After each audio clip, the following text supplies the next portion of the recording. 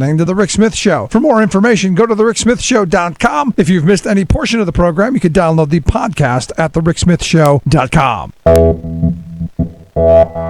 You're listening to WIN, Workers Independent News, a diversified media enterprises production. I'm Doug Cunningham.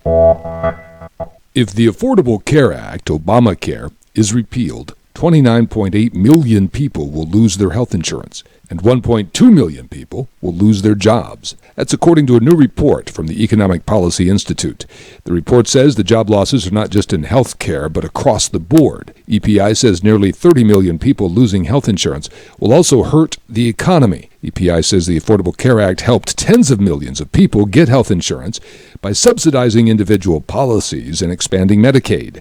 Repealing the law will withdraw that support, meaning working people will have less money to spend on other things like food and rent. Teamsters Joint Council 16 President George Miranda says that his union members are waiting to see what Trump does issue by issue before deciding whether to support him. Speaking on New York City's Labor Press Blue Collar Buzz show, Miranda says if Trump follows through on promises to put working people first in his policies, then the Teamsters will back Trump on those issues. We support him with his decision to terminate TPP. We've been after that for a long time, even during the Obama administration. And as long as he continues to put the working man in the forefront, as he said he would, we would support him. Miranda says he hopes Trump will put aside campaign rhetoric and realize the enormity of actually governing as president of the United States. We're going to hold him accountable on all the worker issues. We're going to make sure that he understands, as you saw all of the demonstrations that occurred, millions of people came out, all around the world came out to make sure to let him know that we will keep him accountable for his actions. The Global Labor Union Federation, Education International, is warning that we are entering a geopolitical era where extreme right political neo-fascist movements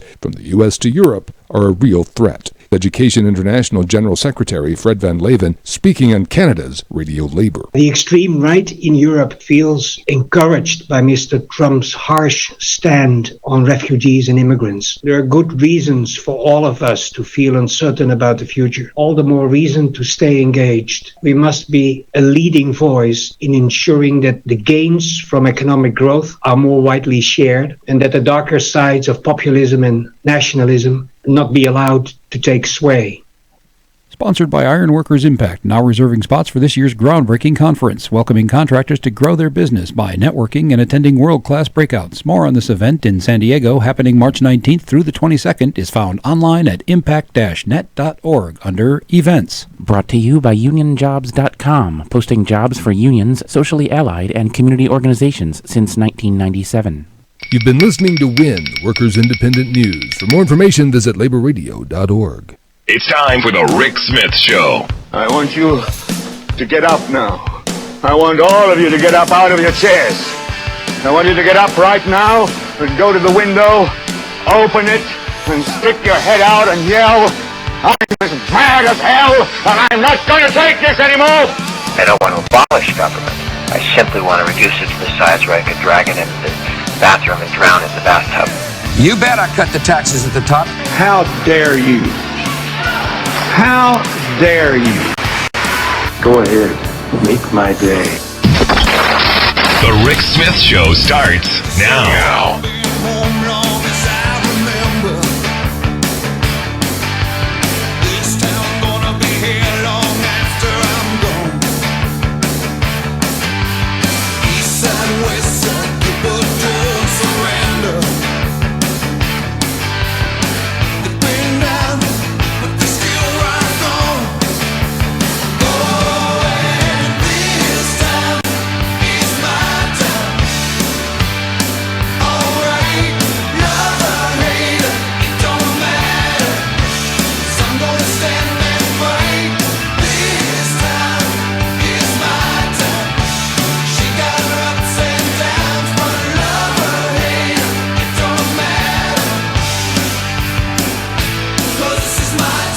And welcome, brothers, sisters, working class heroes. This is The Rick Smith Show.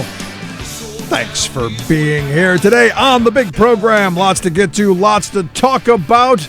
But what a weekend it was for those who are big football fans. Really an incredible Super Bowl. Still don't like the Patriots, but congratulations to them on a historic, a massive, a first overtime game in the history of the Super Bowl, 51 years. First time a team has come back from greater than 10 points down.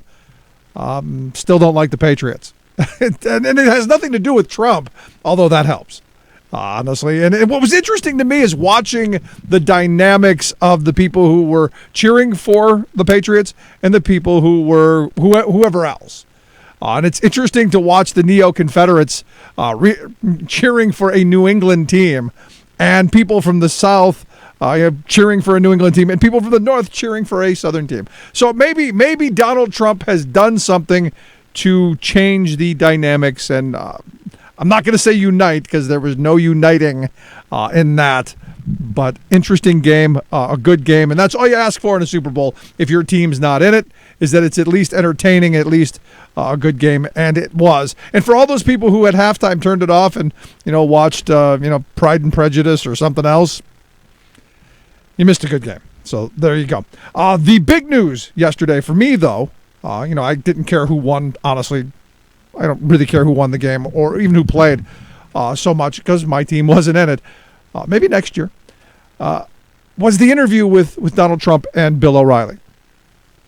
Interesting, and to me, kind of stole the show, and that's what Trump does.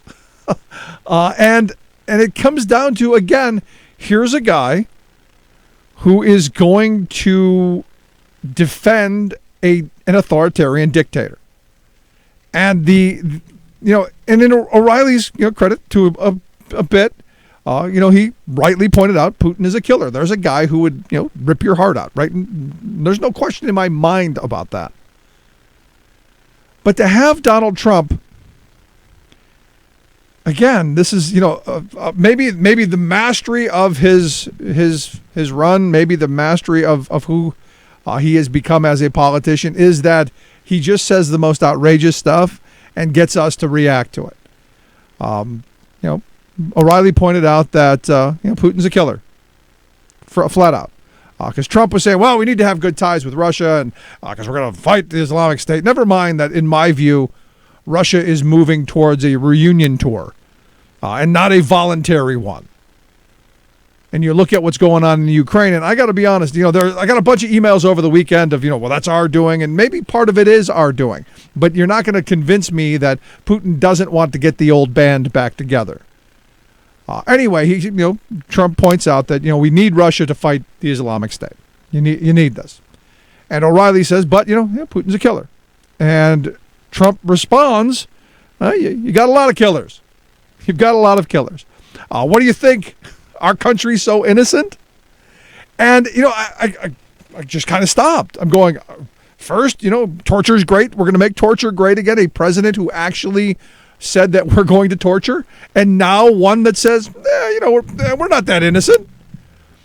Again, it comes back to is this calculated? Is this something that he wants out there for us to go, yeah, we're going to go kill people too? Thus making him, it more palatable for him to be our authoritarian dictator? Or is this just, stuff that just comes out of his mouth without having any filter whatsoever? Now, some are saying, well, he's our first citizen president. Nonsense. But, that this whole argument, he's a citizen president, is kind of ridiculous. He's a guy who doesn't have a filter. And that's dangerous. Now, the Kremlin is saying they want an apology. I don't see one coming, but hey, they can ask for one, right? They can say that they're upset. They consider it an insult and it's unacceptable and all of that, but it's not going to come with an apology. It's just not.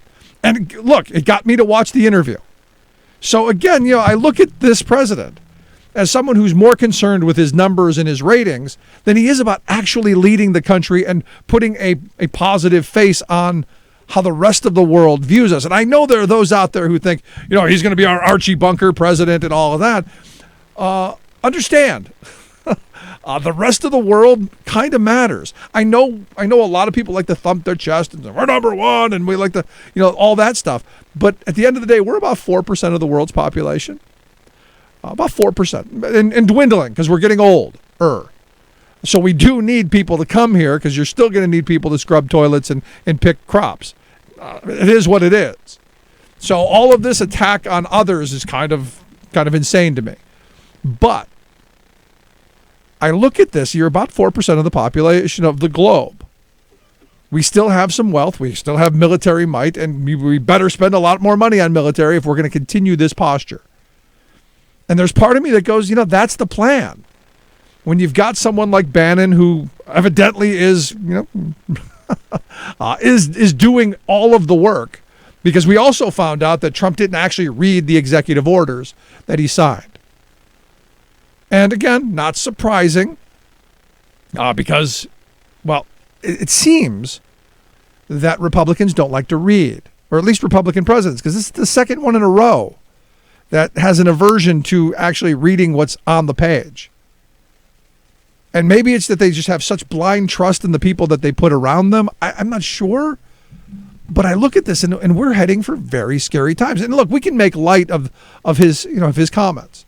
And there was a bunch of the other stuff in the 9.5-minute speech, in the 9.5-minute interview that made me go, oh my gosh, we really are screwed as a country. And so it's not surprising that everywhere I turn, we're seeing articles about impeachment. Now, is that to get us prepared for what we know is coming, so that when it does come, when the Republicans finally pull the trigger and get him out? Because understand, he's not hurting the Democrats right now. He's going to kill the Republican Party, and they're not going to put up with it. Once they get all of their wish list done, the useful idiot is out the door. And the question is do Democrats then come to his defense after having all of we are... Like they say, may you live in interesting times. These are most certainly interesting times. Now, yesterday during the interview, again, back to the voting, again, back to the election, again, back to, crowd size and ratings. And wow. I mean, there are days I just go, I can't think of anything other than, wow. Are we living in a dream? I mean, have we fallen down the rabbit hole? Again, back to the voting. Now, as I understand, we're going to put Mike Pence in charge of this commission that's going to look into these 3 to 5 million dead people who are now voting. Because now it's not only the illegal immigrants, it's all of these dead people who are now voting. Because they're on the rolls and they're voting. Because he's added that as well. Someone told him it doesn't make sense when you say that dead people are on the rolls. You've got to add the action of actually voting. Problem is, there's no there. So part of me goes, is this where Trump's being kind of a genius and giving Mike Pence some busy work? I don't know. I don't want to give him that kind of credit. But at the end of it, scary stuff. Also, I understand, next year the Obamacare replacement is going to come around because it's real tough stuff. But that's not how they made it sound during the election, which I got to wonder how the right wing is going to square all of the election nonsense that came out.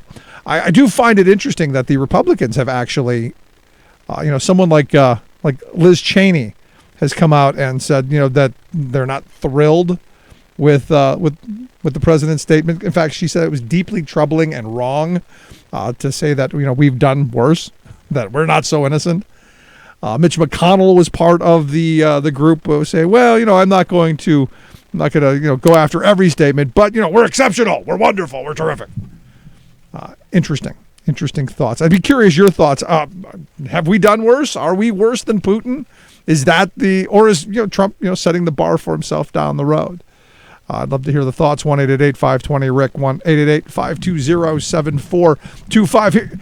But here's the problem with all of this stuff all around. You've got Trump, who seems to be on every side of every issue and never consistent on anything other than the election numbers and his ratings, because he's wonderful. I look at what's going on in the Ukraine, and you've got the Russian separatists. You've got what people are telling me are actually Russian troops who are attempting to not only destabilize that country, but I would argue take it back. You've got this going on. And then now you have the White House coming out with a statement that you go, which side of this are you on? Now you've got the Ukrainian president saying, well, hey, it was a very good call we just had, and thank goodness the U.S. is on our side, but no outward statements. So is this Trump's defense ideology that we're not going to put anything out in the news, and maybe we do back channel stuff, but the leaks that we're hearing, again, the leaks are going to make this, I think, a very transparent administration. These calls aren't going so well. So my problem is again, you come back to this idea that there's nothing coming out of this White House that's trustworthy. There's nothing. And again, as a kid growing up in this country, I wanted to believe that, the president was, beyond reproach. He was somebody who, you could trust and you could believe in, and you could the country could rally behind, and the office was, important. This, very bizarre. And twisted and crazy and all of that in my opinion. So interesting stuff. Cannot wait for day 2 of after the Super Bowl. I'd love to hear your thoughts. 1-888-520-RICK. 1-888-520-7425. Quick break. Right back. Stick around. You're listening to the Rick Smith Show. We're working people. Have the talk.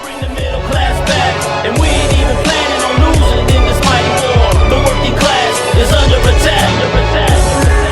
Get up, fight on. Stand up, fight on. Yes, we can fight on.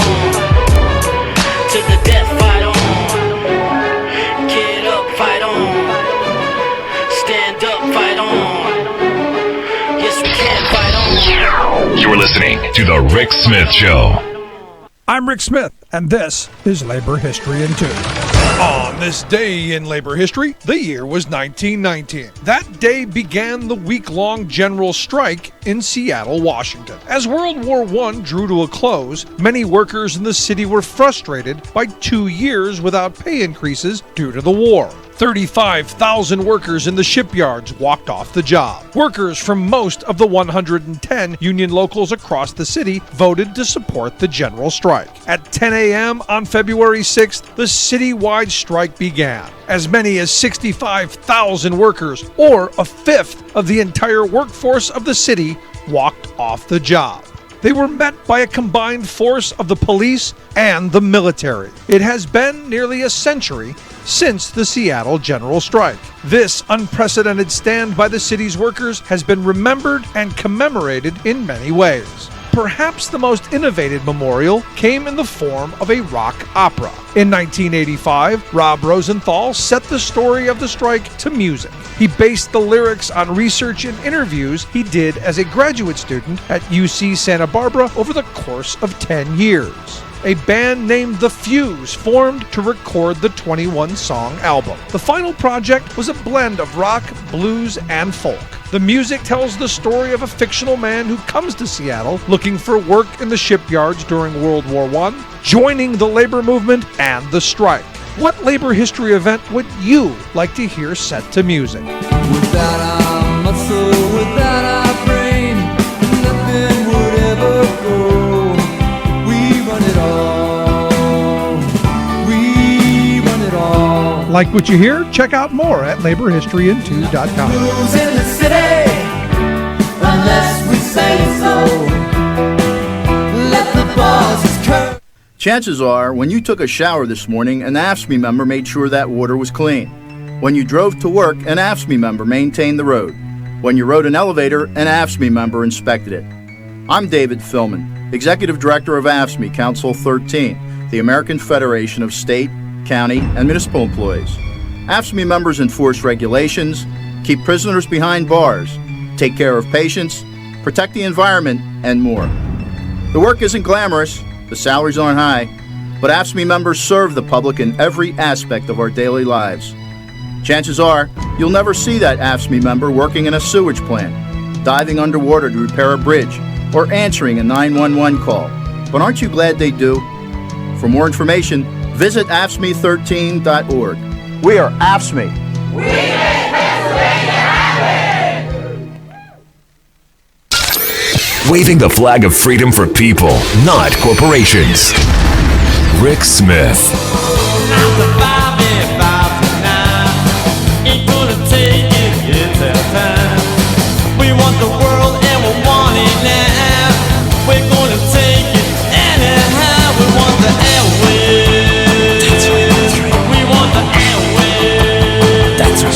me, the weekend, Saturday Night Live was just fantastic, especially the Melissa McCarthy skit of Sean Spicer, Spice Boy. But to be honest, for it to be satire, it's supposed to be true and exaggerated.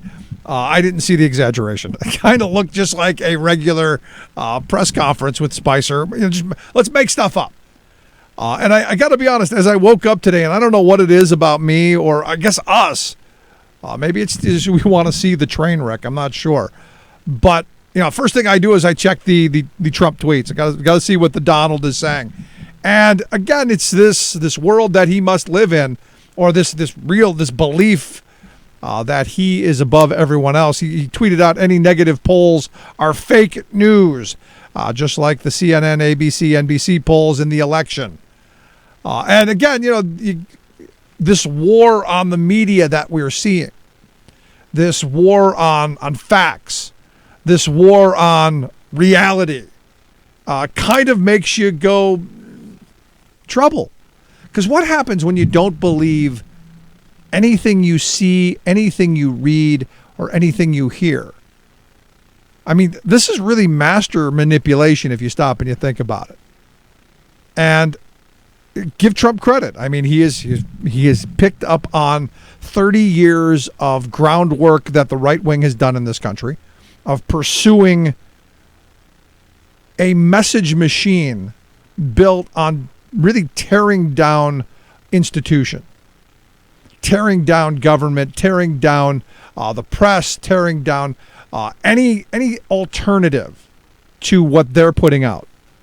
And only they know what's right. So when Trump then tweeted out, I call my own shots, largely based on an accumulation of data, and everyone knows it, some fake news media in order to marginalize lies. Two things. One, basically, he's just going to make stuff up. I call my own shots. I just pull stuff out of where, and that's it. The other part is I look at that tweet, and I got to wonder if Steve Bannon is pulling back on his Twitter access, because accumulation of data and marginalize don't seem like words that are tremendous and huge. They don't seem like the words that a fifth grader would use. And I don't think I've ever heard, I've watched a lot of Trump speeches. That sentence structure doesn't look right to me. It's, almost somewhat complete. And that's, for a guy who talks in sentence fragments, is kind of difficult there. So I'm not buying that one. I'm thinking that there's maybe Donald didn't eat his peas. I don't know. And they're taking his Twitter access away. But scary, scary stuff. And look, the reality is what will I do for entertainment when the Trumpster is taken out? And again, I think it's going to happen. I think at some point the Republicans tire. But it's down the road. It's down the road after they get everything they want. Because how many people knew that Joe You Lie Wilson and Steve King, the Republican from Iowa and South Carolina, just proposed a national no rights at work bill. I talked about it just a little bit last week, but how many people knew that the Republicans are fully behind? Remember, these are the people who believe in local control. These are the people who believe in states' rights. These are the people who don't believe in using the federal government as a bludgeon, now saying, whoa, we've got the stick. It's time to beat those baby seals over the head. And trust me, they would. So here we're now going to pursue a national right-to-work law, which we know what right-to-work does. What it's meant to do is to lower wages. It's meant to worsen working conditions. It's meant to take power away from workers and swing that pendulum back into the hands of the bosses. It's that simple. Every bit of data, every accumulation of data shows that workers in right-to-work states make less, period, to use a Sean Spicer frame. Period. They make less money, without question. They are covered by health insurance at a lower rate. They have lower coverage of pensions. let alone defined benefit, any type of pension. We know that the vast majority, I would go out on a limb without having the data in front of me, and I rarely do this. I would go out on a limb and say that there are almost no non-union workers in this country who have defined benefit plans. Everything is those crummy 401ks. And get ready for this. For those people who love their 401k with like $8,000 in it, get ready for that to be a 200.5 again. As they're going to take half of it in the next collapse because Trump just signed another executive order, basically doing away with many of the controls that we put into place after the last collapse, caused by let's have Wall Street do everything. And in fact, what was interesting, I watched the clip of his signing. One, he didn't know the woman who had actually written the executive order, didn't know her name, and didn't really know what it is, so he deferred to her to explain what it is. And she was just all tingly. Ooh, I've been working on this for a long time, and I can't wait. We're going to give Main Street their pensions back. We're going to give workers the ability to set their own terms, which is Wall Street code for sheep to the slaughter. We can separate those groups into individuals, and we can rob them blind. Which again, here in Pennsylvania is what. And across the country where they're trying to do away with state workers' pensions, it's part of the plan. Get rid of those defined benefit plans, put it on Wall Street, and really just rob and pillage. So what you have is this push towards a national right-to-work law, which again, as I said, we know is less wages. In fact, Zach Wamp said it himself, lower wages, less health care, all of that. Also, they want to pursue, and they've pushed for and introduced a bill to do away with prevailing wage. So while you've got Trump talking about, we're going to invest in infrastructure, we're going to do all of this improvement, the first thing and they're going to be great jobs. The first thing that the Republicans are saying, yeah, you say they're going to be great jobs, but we're going to change that. So again, using the federal government as a bludgeon, we're going to do away with prevailing wage. And now understand, prevailing wage, and I know the right wing loves to say, it inflates wages. It puts a floor on wages. And without a floor on wages, and again, this is one of those things where you go, it depends on which side of the sword you're on. Are you on the side of someone who has to work for a living, or are you on the side of where people invest?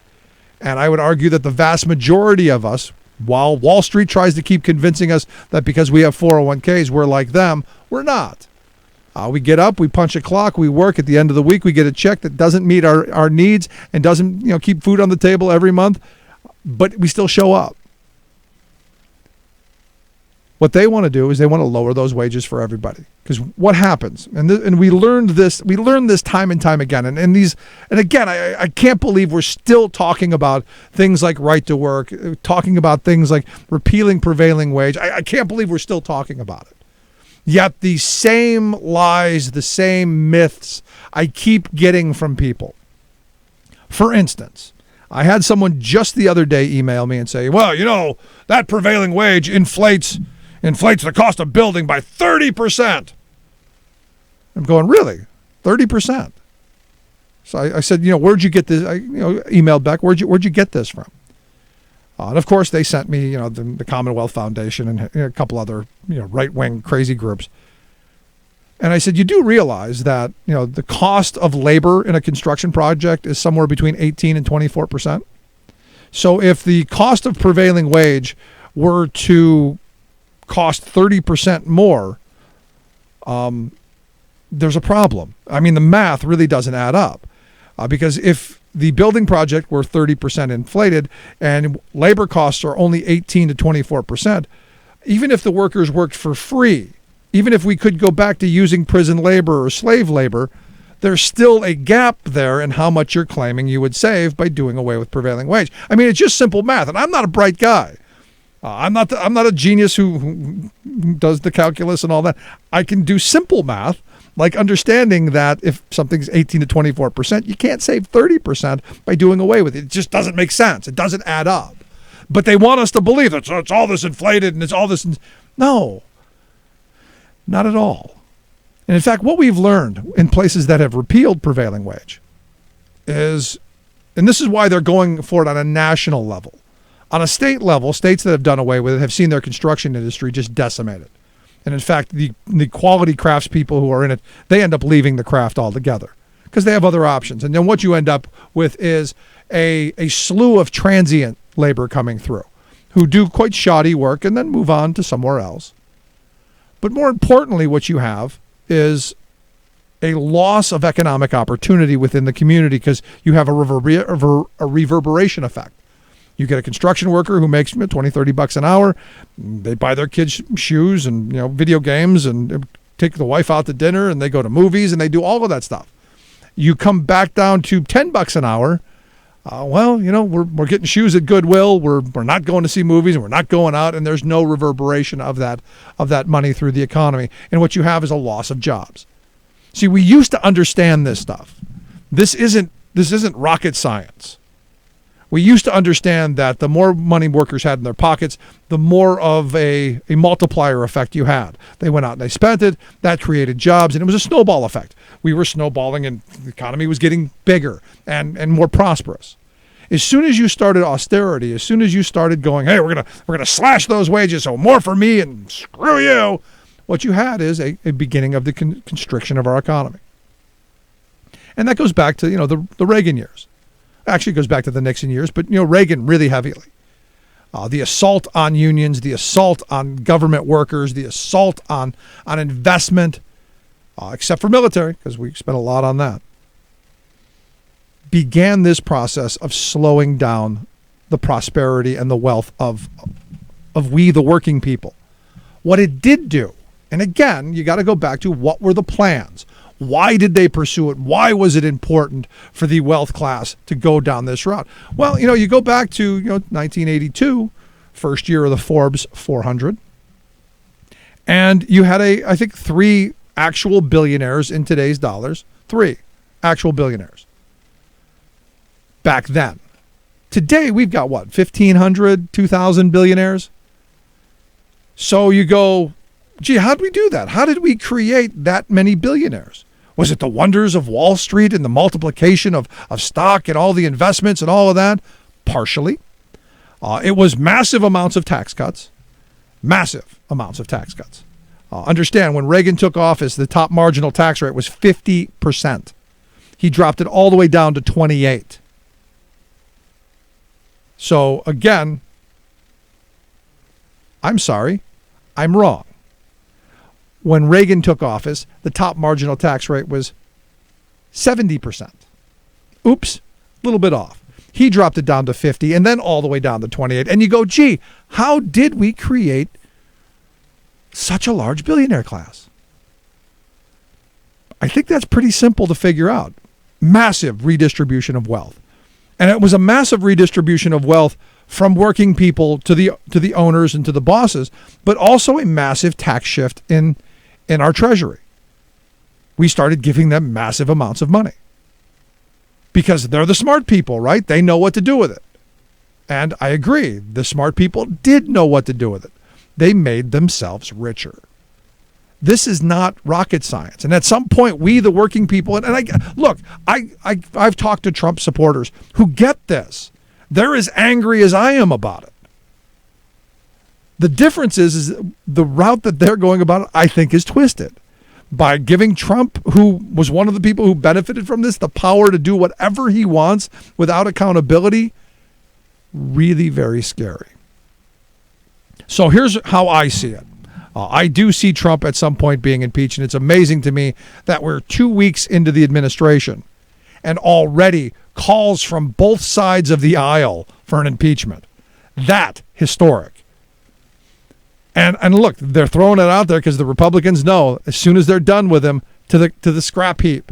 As soon as they get their no rights at work agenda, as soon as they do away with the EPA, as soon as they privatize education, as soon as they destroy every bit of regulatory oversight, so we're back in the good old days of the 1880s and 1890s, they will then do away with him.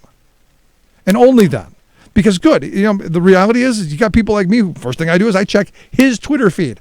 I'm not checking their Twitter feed first. Not that I'm not checking it, but I'm not checking it first.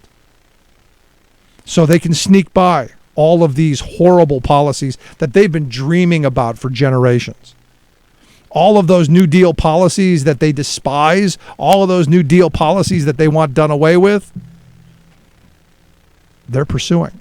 So when they go after and they want to privatize Medicare, because that's on the wish list, who's going to defend them? Who's going to stop them? You think Trump's going to do it? He hasn't shown me that he's willing to do any of that yet. But here we are. The people who tell us they believe in smaller government, local control, and states' rights, using the federal government as a bludgeon. Quick break, right back. Stick around. You're listening to The Rick Smith Show. Ain't gonna take it, it's our time. We want the world and we want it now. We're gonna take it anyhow. We want the airwaves. Not right wing, just right. The Rick Smith Show.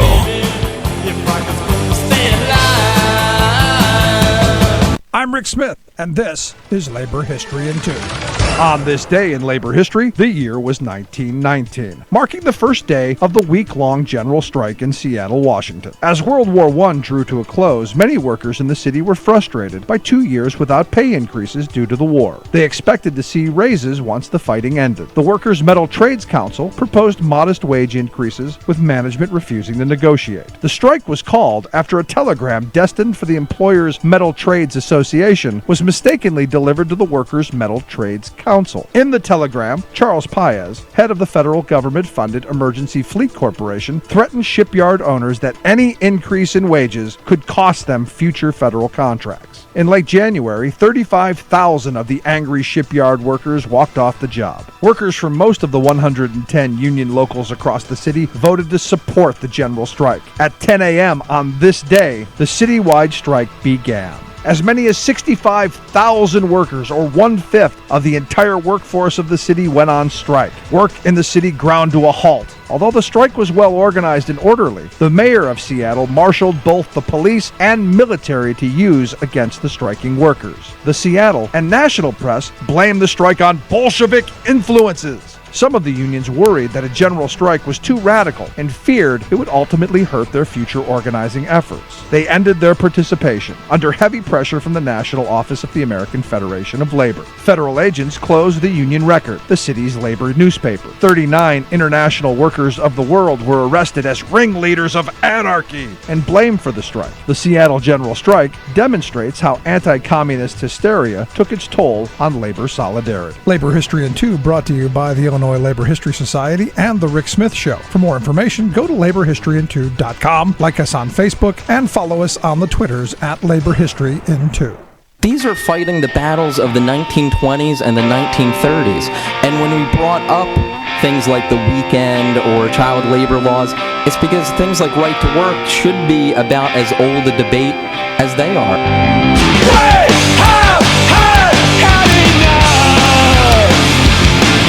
The time has come to come and blow.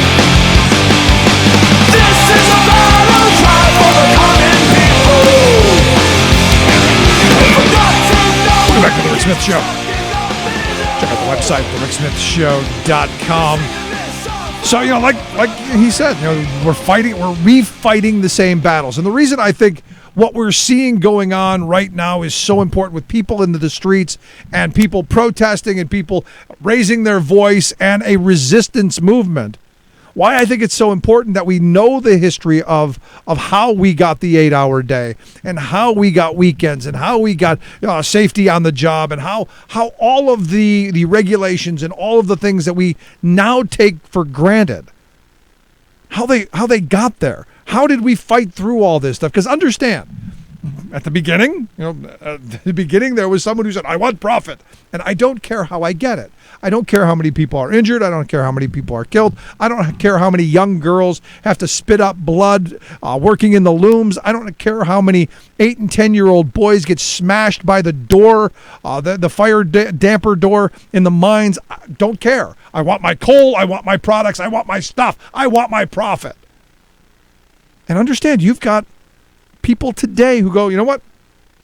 Much better back then. Kids had work ethic. Yeah, we put them in mines. We put them in the mills. Are we ready to go back to those days? Because what I'm telling you is all of these attacks, every one of these steps backwards lead us back to those days. And then whose kids, and I guess the other question is, whose kids are we talking about? Are we talking about Trump's kids? Because I've been saying, look, if we want to go to war, hashtag send Ivanka first. That's where I'm at. You want to go to war? Send her first. Let her be the first one to get off the ship. But that's not how it works. It's the working class's kids who die in the wars. It's the working class who are the ones who suffer on the job. And all of this attack on regulation, every day we put out a Labor History Minute. I've done them for 3 years now. And we talk about the battles, we talk about the tragedies, we talk about the loss of workers' lives. And at every point, I look at this and I go, how did they put up with it back then? And it wasn't a matter that they had a choice. They didn't get up and go, today I'm going to allow the boss to exploit me. They didn't. It was a system in place of regulatory rule. It was a system of robber baron rule. And it was a system of no power for the working people. And in fact, the desperation class that I keep arguing they want us to go back to is one of those things that, should scare every one of us. And I look at where they're going.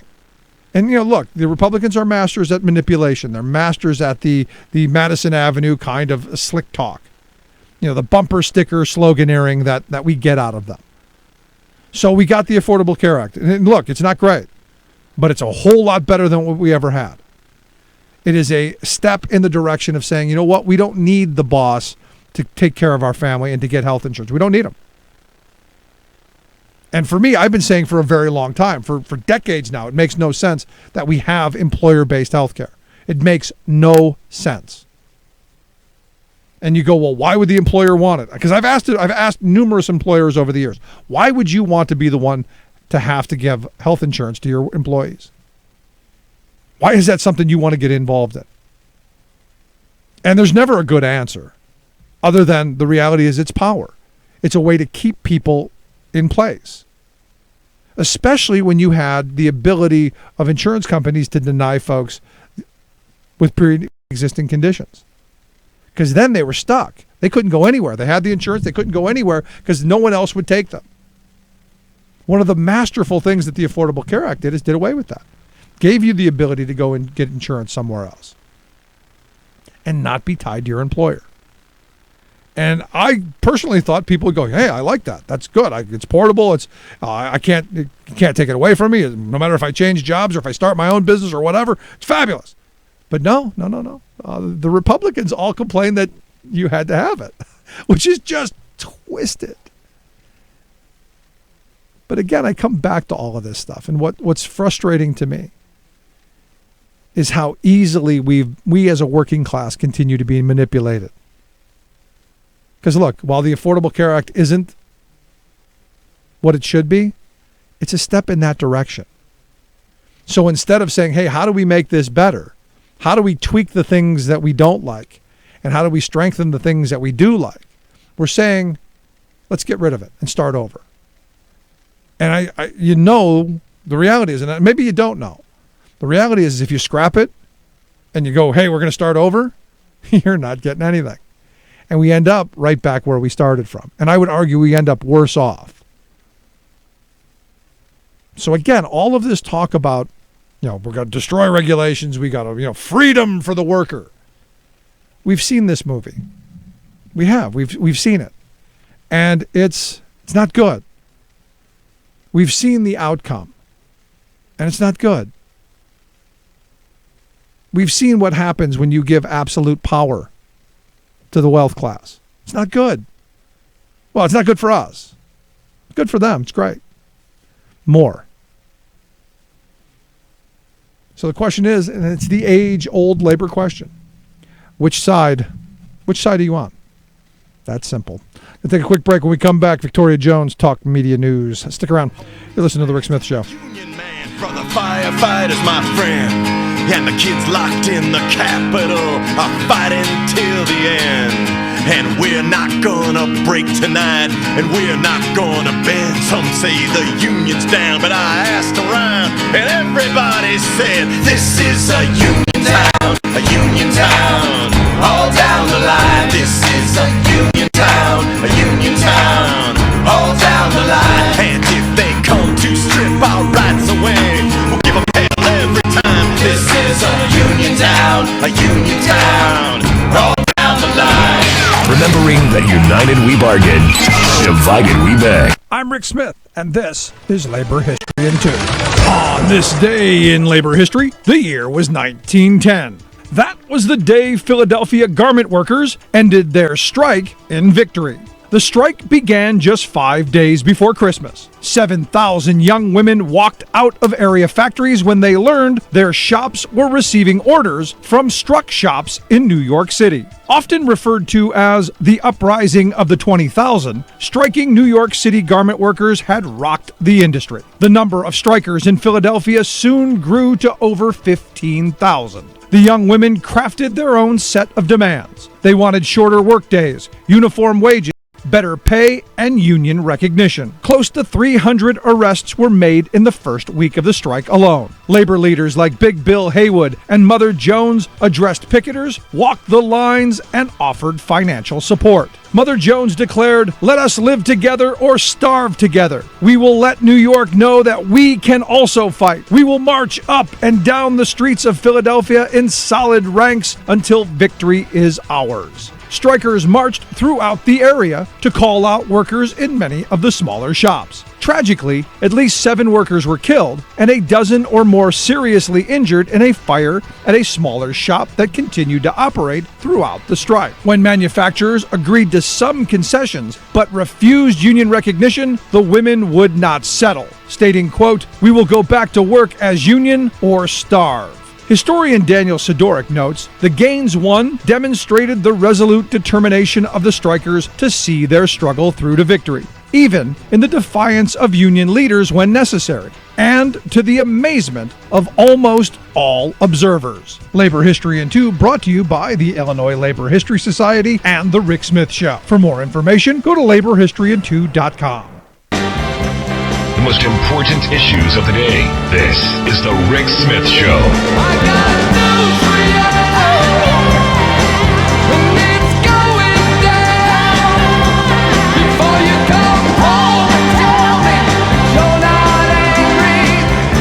So there's the million-dollar question.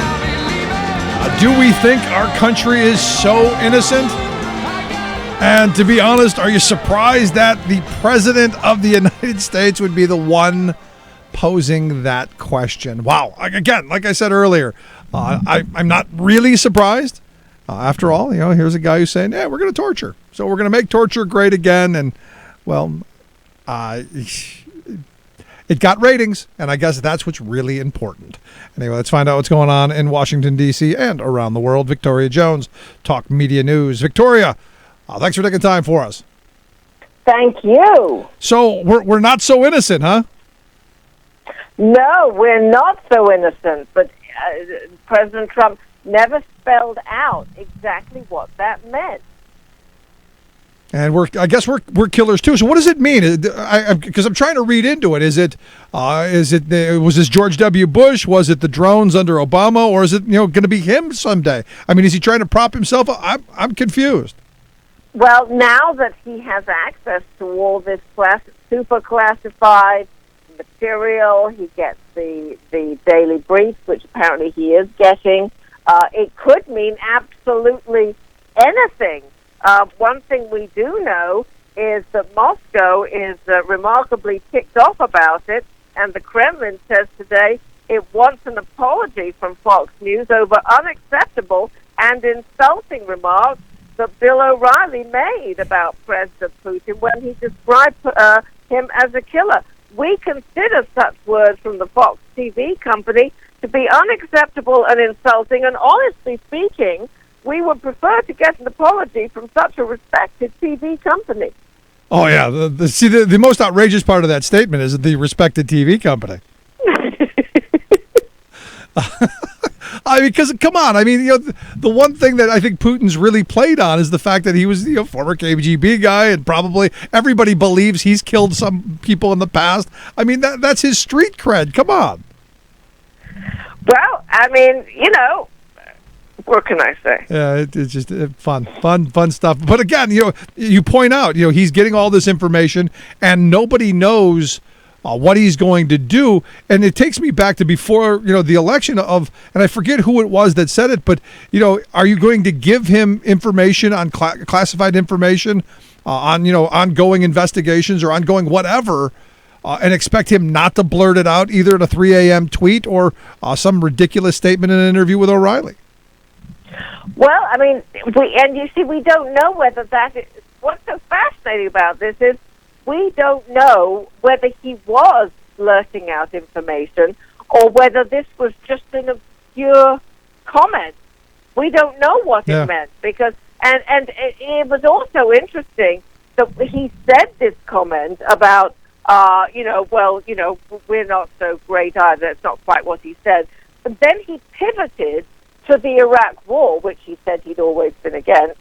And then he went on to say that we'd made some mistakes and that we're killers. Why did he pivot to the Iraq War and then continue to talk about it? Yeah, well, because it's unpopular, and again, maybe he's got that insecurity of knowing that he was for it before he was against it. Now you're getting confusing. Well, it is what it is. Anyway, let's move along. Is there an apology coming, you think? No. No apology. All right. The travel ban. What's the latest? The latest on the travel ban is that, briefs had to be filed by 2:59 a.m. by the state, by Washington State and Minnesota, to the Ninth Circuit Court of Appeals, and they were. And they said that chaos basically would reign again if the ban was reinstituted. And so in addition to them, you had tech companies, Google and Apple and Uber and some others. They also filed. They said that their hiring would be very, very damaged by this, by the travel ban. And then also ex-top U.S. officials filed a very interesting brief. Former Secretary of State John Kerry, Madeleine Albright, 8 other top officials filed a joint declaration, and this was really strong. They said that the U.S. does face real threats from terrorist networks, but they were unaware of any specific threat that would justify the ban. They said all the normal things, but they went on. It would assist ISIS by feeding into the narrative that the U.S. is at war with Islam, harm relationships with Muslim communities that law enforcement officials need to address the threat, and have a damaging humanitarian and economic impact on the lives and jobs of American citizens and residents. And apart from all of these concerns, the order offends our nation's laws and values. They said it was that the overwhelming majority of attacks have come at the hands of U.S. citizens, and the ban was ill-conceived, poorly implemented, ill-explained, of unprecedented scope, and beneath the dignity of the nation and Constitution. So what they really have to say? What they really think? I know. What do you really think? But here's the thing. I mean, part of me looks at this and goes, I look at Trump as a master manipulator. He's a good con man. That's the way I see him. And it looks to me that this is him going, I'm going to throw this out here. It was poorly written, poorly rolled out, all of that stuff, so that it would eventually be overturned and the Democrats would go to the red meat and make a big deal out of it, so that while he's not paying attention, not really doing the daily briefings, and causing more chaos and trouble around the world, when the next attack happens, he can blame the judge, he can blame Kerry, he can blame Obama, he can blame everybody but himself and his administration. Well, he has already tweeted that if something happens, you should blame the judge. Blame the judge. I said that before he started blaming the judge. Not the perp. Not the perp. No, of course not. Fun. Any news on the newly nominated judge for Supreme Court? Yes, Judge Neil Gorsuch. He's got a busy week. He's going to be trooping all over Capitol Hill. He's got lots and lots and lots of senators to meet of both parties, but a lot of red state Democrats and Democratic leaders. Montana Senator John Tester, moderate. Now he's up for re-election next fall. Also California Senator Dianne Feinstein. Now she's the top Democrat on the Judiciary Committee, so she's important. Maybe Senate Minority Leader Chuck Schumer. Now he initially turned down a meeting, but there's a meeting in the works. I think he'll say yes. There are various other members of the Judiciary Committee. Then there are various sit-downs with the Republicans. So basically, it's a meeting a minute. Yeah, well, it'll be interesting to see how the Democrats figure this out, and if they choose this, as I hope they will do, to be the ground that they stand on. I also understand that there's a big retreat coming up, figuring out what they're going to do with Trump. Again, now we're going to have that retreat now. Kind of late, don't you think? Well, they always do have these retreats this time of year. This is something that, the Republicans have their retreat and the Democrats have their retreat. So the House Democrats are having their retreat, and they've got Kareem Abdul-Jabbar and comedian Chelsea Handler, who said that she's no longer a Democrat, she's an independent. So they're headlining the retreat. They're going to Baltimore to regroup. And they're going to try and figure it out. There's about 120 going, and they want to hammer out their messaging strategy.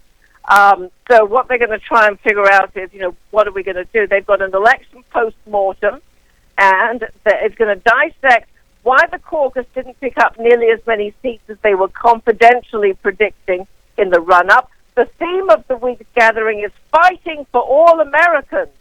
It's going to feature several closed-door sessions on fake news, national security, the economy, and civil rights.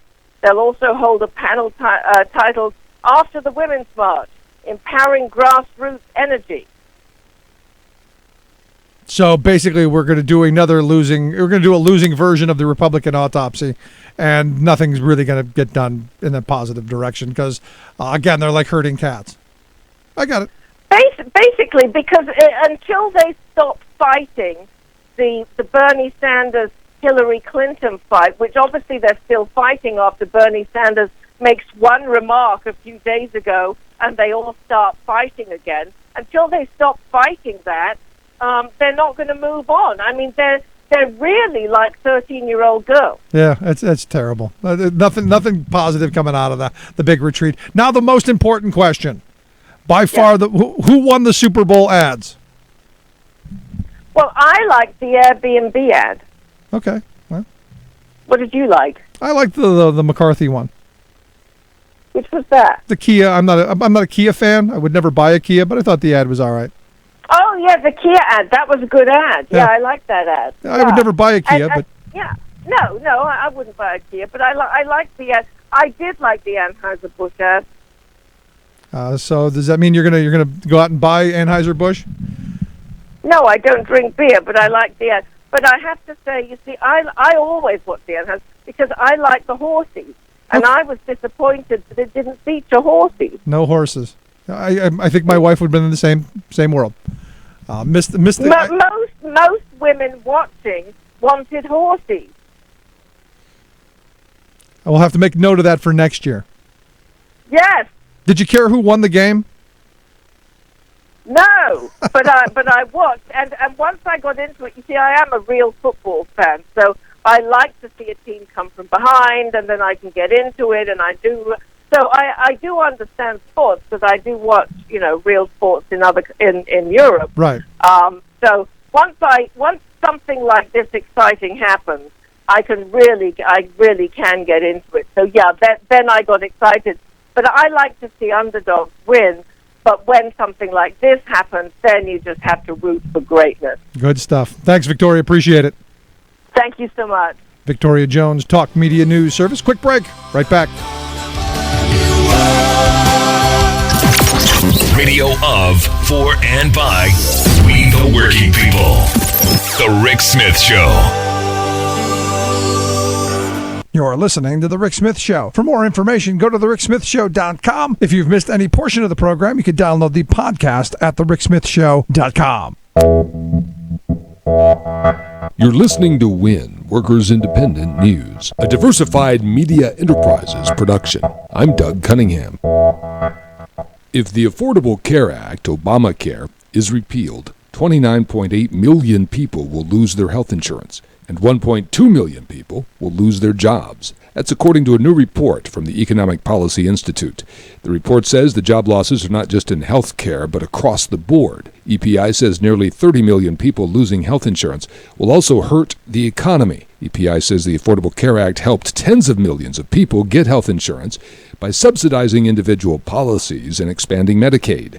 Repealing the law will withdraw that support, meaning working people will have less money to spend on other things like food and rent. Teamsters Joint Council 16 President George Miranda says that his union members are waiting to see what Trump does issue by issue before deciding whether to support him. Speaking on New York City's Labor Press Blue Collar Buzz show, Miranda says if Trump follows through on promises to put working people first in his policies, then the Teamsters will back Trump on those issues. We support him with his decision to terminate TPP. We've been after that for a long time, even during the Obama administration. And as long as he continues to put the working man in the forefront, as he said he would, we would support him. Miranda says he hopes Trump will put aside campaign rhetoric and realize the enormity of actually governing as president of the United States. We're going to hold him accountable on all the worker issues. We're going to make sure that he understands, as you saw all of the demonstrations that occurred, millions of people came out, all around the world came out, to make sure to let him know that we will keep him accountable for his actions. The Global Labor Union Federation, Education International, is warning that we are entering a geopolitical era where extreme right political neo-fascist movements from the U.S. to Europe are a real threat. Education International General Secretary Fred Van Leeuwen speaking on Canada's Radio Labour. The extreme right in Europe feels encouraged by Mr. Trump's harsh stand on refugees and immigrants. There are good reasons for all of us to feel uncertain about the future. All the more reason to stay engaged. We must be a leading voice in ensuring that the gains from economic growth are more widely shared and that the darker sides of populism and nationalism not be allowed to take sway. Sponsored by Ironworkers Impact, now reserving spots for this year's groundbreaking conference, welcoming contractors to grow their business by networking and attending world-class breakouts. More on this event in San Diego, happening March 19th through the 22nd, is found online at impact-net.org under Events. Brought to you by UnionJobs.com, posting jobs for unions, socially allied, and community organizations since 1997. You've been listening to WIN, Workers Independent News. For more information, visit laborradio.org. Just when you thought it was safe, those crazy Republicans are at it again. It's time for the Rick Smith Show's Conservative Alerts. Well, it seems that Mike Pence is going to be the guy heading up the all the dead people voting.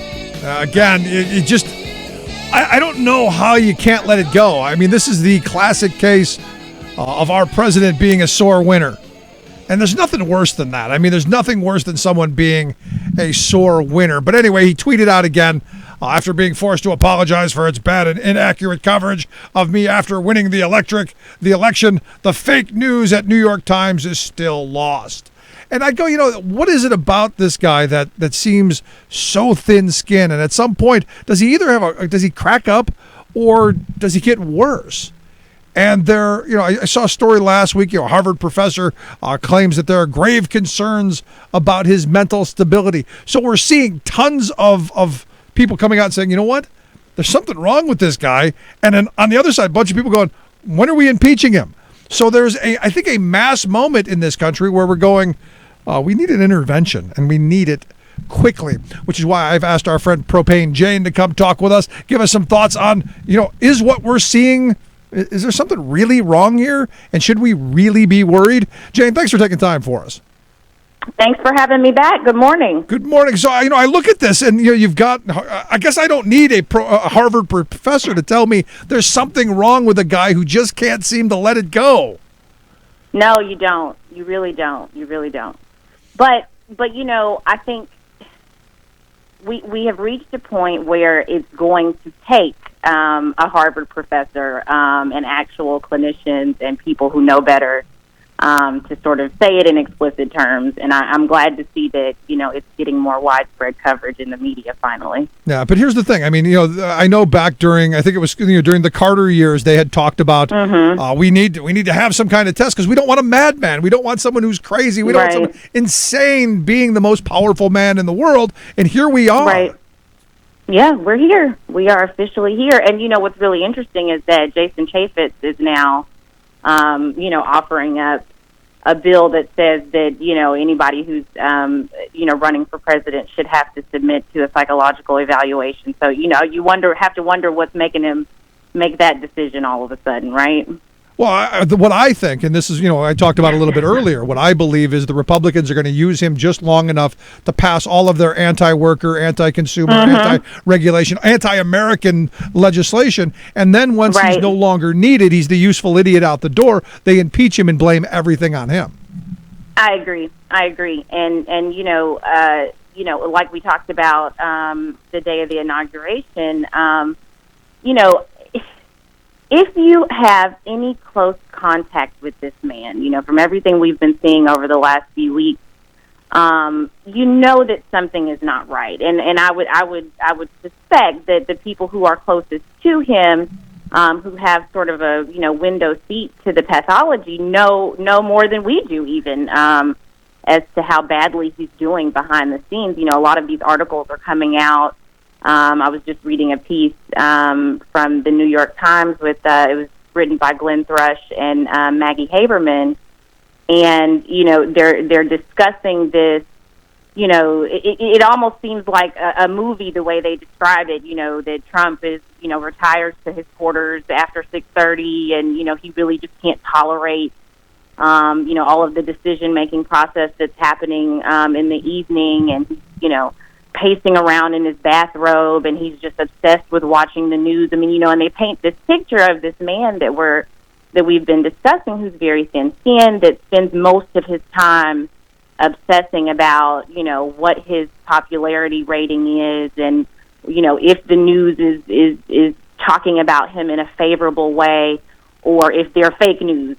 As he says, anything that is not what he wants to hear becomes fake news, and so. We're seeing a man who, again, is more obsessed with his image and how people think of him than he is at actually doing the job of president. Yeah, I mean, it's the madness of King Trump.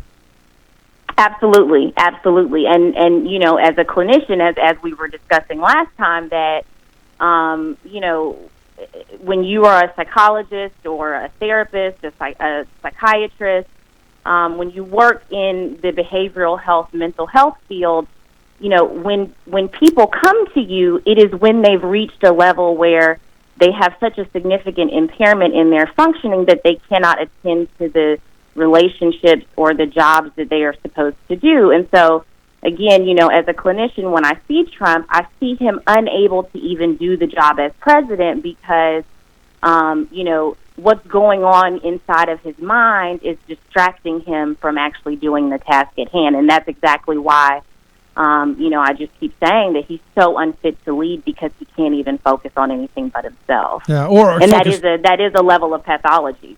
Or focus on anything. I mean, I look at the interview with Bill O'Reilly yesterday, and I really don't think he meant to come out with a defense of Putin and then to really put us in the same category. Say, well, you think we're so innocent? I just don't think that.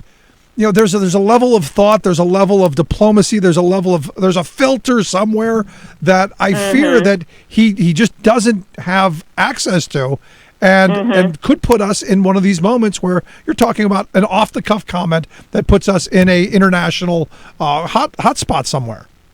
Right, and one of the things that I've said, more explicitly when people sort of ask me, okay, you're a psychiatrist, what exactly are you seeing? And sort of as much as I can speak to what is problematic without, offering a formal diagnosis, the two things that I always say are, one, he demonstrates clinically significant character pathology, meaning he demonstrates personality, features of his personality that are specific traits that we know to be the criteria for personality disorders that are in the DSM. That's the first piece of it. And then the second piece of it is that he exhibits readily apparent cognitive impairment. And so, those two things, now when I say cognitive impairment, I'm talking about someone's ability just to, remember things, plan their day, just how our brains process information, how we function. These are things that we don't even think about. It's just the motor and the machine of how our brain works. And so when you say, he doesn't have the forethought there's no filter. And so when people start to have cognitive impairment, the part of their brain that filters, okay, should I say this or should I not say this? Should I behave in this way? Should I act out? Should I, curse these people out? The part that sort of goes, no, don't do that. A lot of times when someone's suffering from cognitive impairment, they're not able to do that. That filter is basically, it's dysfunctional or it's completely out of service sometimes. Right. So when most of us hear that, when most of us hear that, we start thinking dementia. Is this what we're talking about, or are we talking something else? So dementia is kind of, a general term that can be used to describe, various types of impairment in cognition. Okay, so when I say cognitive impairment, it really is a blanket term that dementia does fall under, and there are certainly different types of dementia. So there's Alzheimer's dementia, which is kind of the type that most of us are familiar with, right. Which is the one that I've sort of spoken to most explicitly, and because Donald Trump has a family history. His father suffered from Alzheimer's, and so in that sense, that's sort of the first one that people, that comes to mind for people. But there are certainly different types of dementia. And again, the basic, exhibition of those symptoms makes me as a clinician say, hey, we really should do some more investigation to determine, A, is there a dementia? Or is this just sort of his personality disorder and he's been this way for decades and decades and decades? Or is there another component on top of it that is sort of that avalanche of disaster that we talked about last time, that's sort of adding on to the personality traits and making it hard for him to just even, mentally process information. Over the last couple of weeks, we've gotten more exposure to him on camera, and we've been able to kind of witness how he conducts himself, as he's been reading these executive orders. People just keep saying, man, it seems like he's never even read this. And so on one hand, that makes us think, okay, maybe other people are writing it and he's just signing it. But is there also an element of he doesn't remember reading it? He doesn't remember having a conversation about it. And so, he was sitting across the table in one of those meetings and he kept calling for Rudy Giuliani, and Rudy Giuliani is sitting, directly across from him. And so, he didn't have sort of even a memory. His short-term memory seems to be so degraded that he doesn't even remember that Rudy Giuliani is sitting directly across from him. Or is it that he just doesn't care? I mean, because you can look at it in a couple of different ways. I mean, I have a friend who said, well, he's like an Archie Bunker type character, this old curmudgeon, get off my lawn and I don't really care about you. There's that view of him, and then there's the very serious part of, if he is suffering from these ailments, we've got real problems then. Yeah, and I think, again, when I'm thinking about myself from a standpoint of a clinician, when I'm in the ER, when I'm in the clinic, and someone brings me their 70-year-old loved one who's doing all of these things, I don't have the ability to just go, oh, maybe that's just his, I have to sort of go, okay, yes, it could just be those other things, but we have to actually do an investigation. We have to actually see, is this just that, or is this evidence? Because all of the things, when you start sort of adding up the pieces of the puzzle, I like to think of us psychiatrists as kind of like detectives, right? So we get certain pieces of evidence, and so when I add up, okay, 70-year-old, has a family history, is doing these types of things, is behaving in these types of ways, there's sort of a a big list of things that come out of that. Okay, could this be dementia? Could this be his personality? Could this be, add on. And as a clinician, I have to sort of think about all of those things.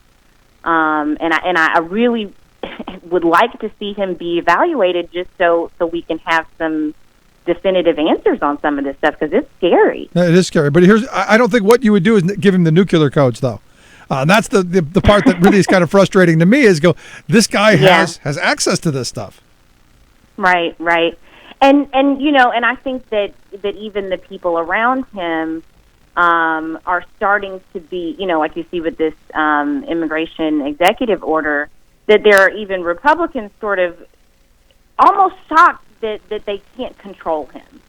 And sort of this belief going into it that, like, okay, yes, he's sort of erratic, but at the end of the day, the systems of government, the people around him will be able to put the brakes on, and people are, suddenly waking up to, oh, actually, no. I mean, he is undeterred by any of this. I mean, even after the federal judge struck down his travel ban, he's like, well, I'm just going to try to reinstate it. He has no concept of rules and regulations. Now, again, is that because cognitively he just is so rigid and doesn't understand? Or is it because he's antisocial and by definition, like the criteria for antisocial personality disorder, by definition, just does not even have a regard or respect for rules and regulations? See, there's part of me that goes that way, because there's a guy who's never really been told no. I mean, come on. Absolutely. Absolutely. From being a child onward, there's not, you look at some of the comments he said about grabbing what and doing all that stuff. That's an entitled mentality that he believes he's entitled to whatever he wants. So that kind of stuff isn't surprising that would be his behavior. Absolutely. And, that's a great lead into my most recent piece on Daily Kos. It's called "When a Man Hates a Woman," and it's basically this whole idea, right, that he's the type of man that literally will grab a woman's genitalia, right, and he feels so entitled to do that, that's how he thinks in terms of policy, and that's also how he thinks in terms of his interpersonal relationships. And like we talked about a couple of weeks ago in terms of sociopathy, this is a man who learned these behaviors, right, like you said. So he grew up in an environment where he was able to sort of, skirt responsibility, get away with doing certain things. And, even the aspect of him being sent away to military school as a child, again, as a clinician, when you think about personality disorders and you think about the origin, antisocial, for instance, has a root in childhood. The person has to sort of meet criteria for what we call a conduct disorder. And so, how we talk about bad kids, right? Like we talked about last time, bad kids or evil kids. Again, there is a clinically relevant diagnosis a lot of times behind these terms that we use. And so he sort of grew up in a place where he was not really given firm boundaries. As a result of that, acted out in ways that resulted in him being in military school to impose some forms of external structure onto him, right? Which clearly he didn't learn from, right? And so now we have a 70-year-old man who, yes, he's been sued. Yes, there's been, tons of lawsuits in his lifetime, but his mentality is, I'll just, pay him the check and then I'm moving on. So our society doesn't put very good restrictions on, this type of person, right? Who's rich, who's wealthy, who's who's a bully, right? And add on to that, he's a white man. He's seen as powerful. He's seen as, somebody who calls all the shots. And so that is actually glorified in some subsets of our society. And so therefore the rules, the external structure is not put there by society, as evidenced by the fact that this man was just inaugurated and is now our president. And we knew he was the type of person that skirted rules and responsibility and regulations, right? And now he's doing exactly that as president. So, again, as a clinician, these are patterns of behavior that have been evident in his personality, in his behavior, in his relationships since he was a small child. And it really isn't surprising that he's continuing to do that at 70 years old and as president, because, where has he ever learned that that's wrong or that he shouldn't do that? Good point. He's been getting away with it for this long. But Absolutely. What does it say about us, though? I mean, I look at this train wreck, and what does it say about us? Every day I wake up and I check his Twitter feed because I want to see what kind of insanity how deep he'll delve into the muck. What does it say about us? Well, I mean, it says that as a society, we don't do this well. I mean, again, when you go back to, like the Constitution, the Declaration of Independence, all men are created equal, but, hush, hush, we have all these millions of black people in shackles and chains. And so on the one hand, they're sort of putting forth a certain set of values, but then behind the scenes doing something different. And when you sort of fast forward through history, let's bring it up to 2000 and those 8 years of George W. Bush. How many things did that administration do that were just antisocial, right? I mean, you start a war, you don't have adequate evidence, you kill millions of people. And again, as a society, yes, there are, we're a significant portion of our society that were like, hey, this is wrong, we should have never done this. But our institutions didn't put a clamp down on that. I mean, you have the Patriot Act, you have all of the things that arose from that era. And there's still people today that say, oh man, our biggest mistake was we didn't lock George Bush up. I mean, and there are certain truths to that, right? That there was no accountability. No accountability. Wall Street. I mean, again, when you just sort of add on, for all of these bad things that we're talking about, there were people behind them. There was a whole system of government behind them. And the fact that we just kind of allow it, the Democrats in the Senate are voting on all these nominees. And it's like, okay, well, are we going to hold them accountable for even the fact that there's like treason afoot? Like, how are we just moving on, even though we know that there are things that have happened that are unfair and that are undemocratic? No, I mean, but at the end of it, in listening to all of what you've said, the authoritarian mind seems to be in this mold. I mean, all of the stuff that you're seeing out of Trump, we saw a lot of the same things out of George W. Bush, and you could go back to I guess any authoritarian ruler and find the same kind of behaviors. You can. I mean, even there's obviously a lot of comparisons to Mussolini and Hitler, and there for every one of these dictators that we talk about, there was a constituency. And so it's scary to think about that there are millions of people that may subscribe to that idea, but that's how it thrives. I mean, that's how it gets into government. That's how it becomes our policy, because there aren't just elected officials. There are people who are electing them who believe in this stuff, even within their own household. Another one of my articles from a couple of weeks ago was called A Curious Case of Archie Bunker Syndrome. And I sort of talked about that show in terms of it just being sort of a prototype of like the Trump family household, right? That there's sort of this, patriarch who believes certain things, believes that, the times have passed him by, wants to go back to the 1950s, is scared of diversity, is all of these things, has this wife that's sort of meek and mild and considered to be, annoying and a nuisance.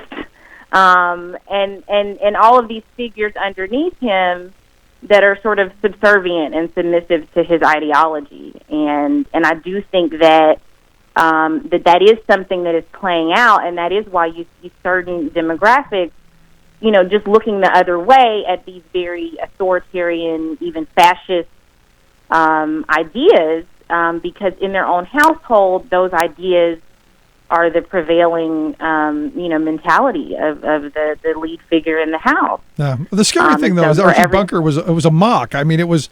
Of course. I mean, and I guess much like the book 1984, you have people who look at it and go, yes, a playbook. Yes, this is what we want. Right. This is where we pursue. Right. I mean, even think about like Anne Ryan, right? So, Paul Ryan, or Ayn Rand, excuse me, this is his, idol, I guess. And there are some people that sort of laugh at it and go, okay, this must be a joke. It's so preposterous. But then you have him, and he's basically, making our whole government policy based off of that, right? And so while there are liberals, and certainly in response to that article, I got a lot of people, sort of on the liberal side say, oh, of course it was satire. Everybody got that. Carol O'Connor got it. No, they didn't. Norman Lear got it, but while there may have been half of the people watching that got it, there was another segment of the viewership that was looking at that and going, oh my gosh, like this Archie dude is saying exactly what I want somebody to say on television.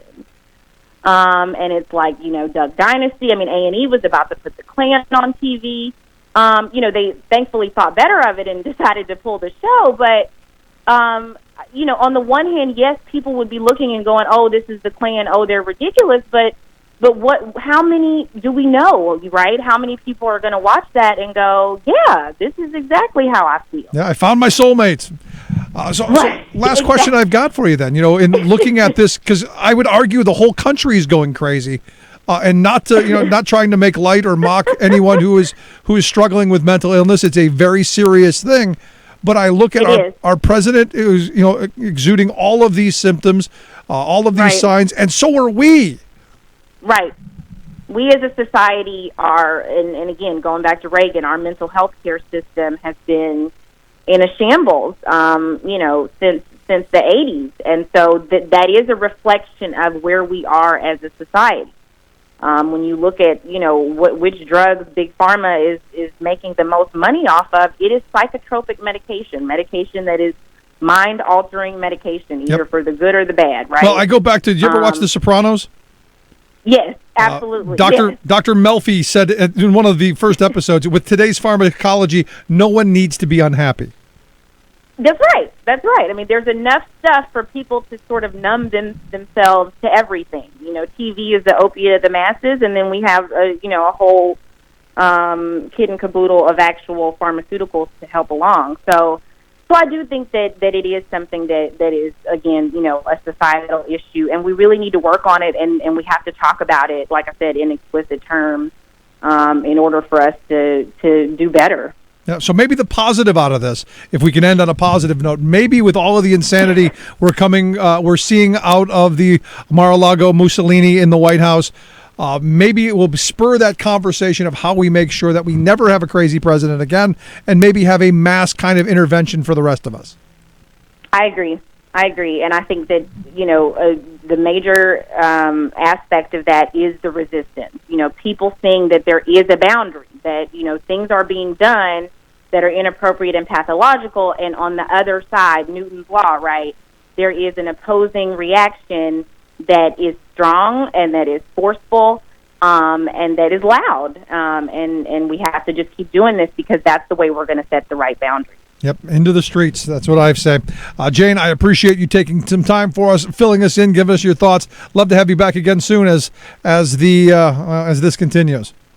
All right. Have a great week. Jane, thank you so much. Let's take a quick break. Right back. 1-888-520-RICK, 1-888-520-7425.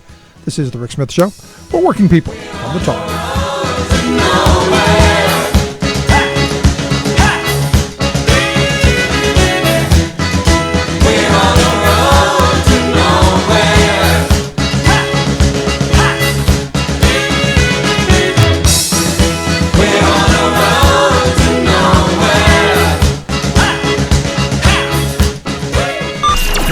Sanity and rational thought back to America. Rick Smith.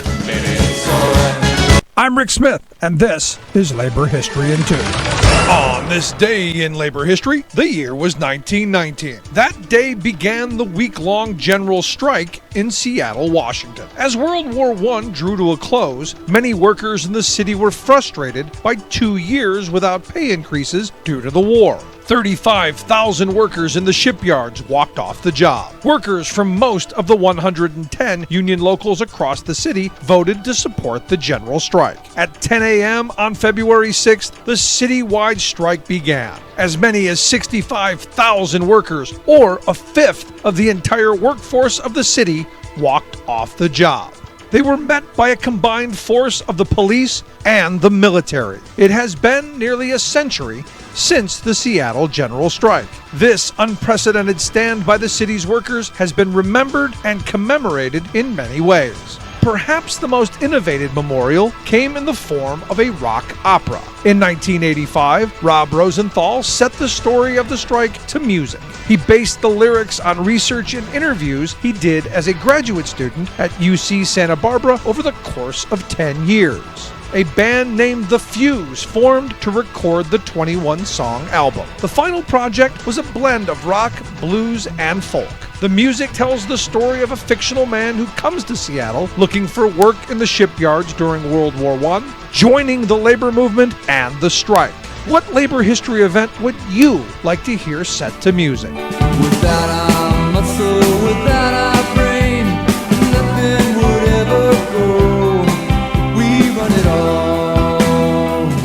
We run it all. Like what you hear? Check out more at laborhistoryin2.com. Who's in the city? Unless we say so. Let the bosses curve. Chances are, when you took a shower this morning, an AFSCME member made sure that water was clean. When you drove to work, an AFSCME member maintained the road. When you rode an elevator, an AFSCME member inspected it. I'm David Philman, Executive Director of AFSCME Council 13, the American Federation of State, County, and Municipal Employees. AFSCME members enforce regulations, keep prisoners behind bars, take care of patients, protect the environment, and more. The work isn't glamorous, the salaries aren't high, but AFSCME members serve the public in every aspect of our daily lives. Chances are, you'll never see that AFSCME member working in a sewage plant, diving underwater to repair a bridge, or answering a 911 call. But aren't you glad they do? For more information, visit AFSCME13.org. We are AFSCME. We make Pennsylvania happen! Your working class radio experience, where hard work, common sense, and rational thought are a reality. The Rick Smith Show.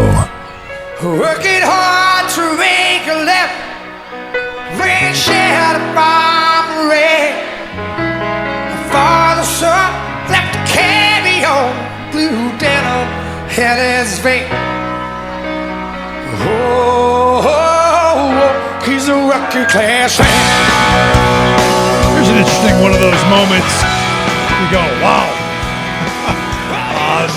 Just in 2 weeks, President Trump has undone 8 years of what President Obama was able to accomplish.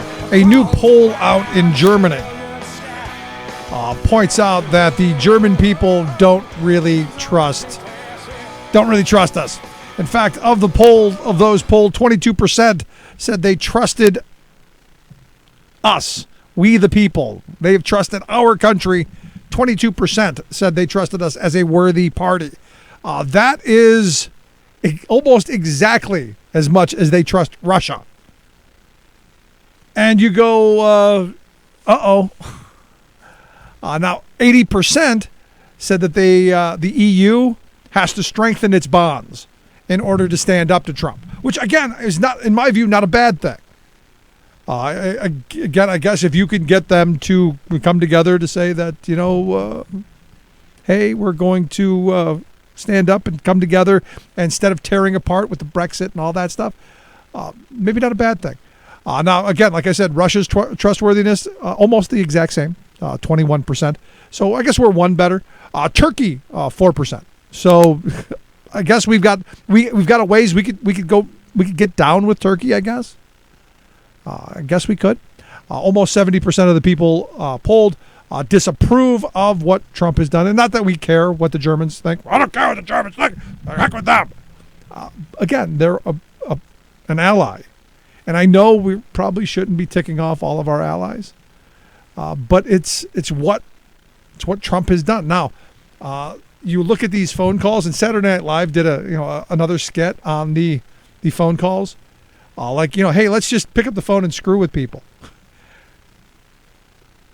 You got to wonder. You got to wonder what the aim is. And maybe Jane's right. Maybe there's some serious mental health issues here. And maybe there is. Maybe he's going through some dementia, maybe that. Or maybe he's a sociopath. Maybe he's been so used to getting his own way and bullying people. Because I've had this thrown at me. That, the phone call with the Australian leader was, that's how you do business. It's how you negotiate. If someone says something you don't like, you hang up on them. And I go, really? Maybe in his world, that's how things are done when you can bully people around. And maybe that's going to be our stance for the next 4 years. And I'm curious, is that a good stance? Is it something that we really want? When the people who are our so-called friends, our allies, the people who, when we start the next war, are going to be beside us.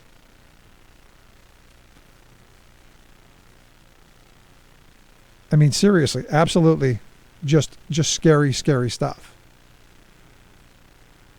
And the more I look at what's going on, and the more I look at what's coming out of this White House, the more concerned I get. Because, as I've been saying, I've got kids who are coming up on, in a couple of years, they're going to be military age. When we start the next conflict. And I don't know if Republicans are in for this. I don't know. I don't know if the Republican leadership is on board. I don't know if they're behind the idea of, hey, let's start another conflict. What's frustrating is that it doesn't seem anybody's in control. There are no adults in the room. And the people who are in the room, I look at someone like Steve Bannon, scares me. I look at the other people whom they've put into positions, scary. These are the white nationalists. These are the bomb throwers. These are the extremists. And the more extreme we become, I believe the more extreme the world becomes. And this is where, as Jane said, it's about us. It's about the resistance. It's about people taking to the streets. It's about constantly being engaged and involved and holding people to account. And I look at tomorrow. Tomorrow is one of those days. You're going to have a vote on probably the worst education secretary in that department's history. Someone who truly doesn't understand what the job is, doesn't want the department to even exist, and is now in charge of a couple $100 billion budget. And all I keep hearing from people is, well, it's one of the least powerful agencies and one of the least powerful positions in our government. 16th in line for the presidency. And I go, that may be true. Maybe 16th in line for the presidency. That may absolutely be the truth. But I would argue it's one of the most powerful positions because you're talking about a generation of kids. Understand the changes that Betsy DeVos will make here in the next year, 2, 3, are going to affect every single child in this country for their entire life. I go back to when I was a kid, and I had friends who they had to get on the bus, and they had to travel halfway across the city of Cleveland to get to another poor side of town to go to another underfunded, poorly stocked, crumbling school because we spent money on shiny new buses and not on facilities. And they missed all of their extracurricular activities. They missed all of the engagement that you have in schools. They lost an entire experience. And I go back and I think about that every time there's a silver bullet. Every time we have the latest, greatest, this, that, or whatever. And I think about those kids because, my mother was able to I went to Catholic school. She cleaned the rectory and cleaned the church, and was able to through her basically free labor, basically slave labor to the church. I was able to go to school there, so I didn't have to be shipped all the way across town to another poorly funded school. And understand, the parents, black parents, white parents, everybody was against it because they understood you're taking kids out of their neighborhoods. You're taking kids away from their community. And I think back to that time and I go, what a horrible mistake. And we're about to make another one of those horrible mistakes with Betsy DeVos, who's going to pursue the voucher thing, who's going to pursue the more charter schools and more cyber charter, which is the worst form of charter school. Here in Pennsylvania, I think there's 16 of them, and none of them have come close to AYP. And what you get is, and I have homeschooled parents who tell me, well, that's, the homeschooled kids are smarter, and some are, some are. It's true. Some are not. And, I had one of these funny conversations with a friend or an acquaintance who was a truck driver like I was. And he said, we homeschool our kids. And this is a guy who speaks in double negatives. And I said, well, that's fine, well, and great. But, who's teaching them? Well, I am. I'm going, but you're not very bright. Do I want you training the next generation of citizens when you're clearly a reactionary? And it came down to, really simply for him, it was about religion. He was a firm believer in the only book that you needed was the Bible, and he was a tote it and quote it guy. And I asked him to turn to which page is it that tells the kid what's 2 + 2, and he couldn't. But that's a whole nother argument. But it comes down to, in my view, this whole push towards tearing us even further apart. And DeVos and Trump and the rest of these folks, that's the goal. The billionaire class has really figured out how to divide us. And I'll be honest, it's scary stuff. And until we wake up and go, we don't really want that, I think we're going to continue in a really ugly direction. So tomorrow, I understand, Mike Pence is going to cast the 51st vote because right now all the Democrats, 48 of them, and 2 Republicans, Susan Collins and Lisa Murkowski, are going to vote against Betsy DeVos. And as you know, when there is a tie in the Senate, it is the president of the Senate who casts the deciding vote, and that would be Vice President Pence. And again, you go back to this and you go, we're going to see a lot of this because the Republicans have the power to set the agenda, to change the rules, to do basically whatever they want, however they want. And what they know is they're not going to have a lot of time. So whatever they need to get done, they need to get done in the next year and a half at the most, because they're going to have to stand election in 2 years. And they're going to have to justify why they pursued their whole no rights at work agenda, why they pursued a destruction of public education, why they pursued a destruction of the environment. And again, it comes back to us. What's wrong with us? Why are we putting up with it? And look in the streets. Lots of people not thrilled with it. Let's take a quick break. Right back. Stick around. You're listening to The Rick Smith Show.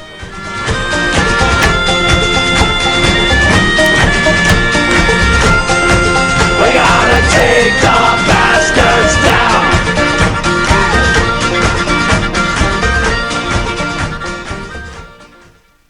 I'm Rick Smith, and this is Labor History in 2.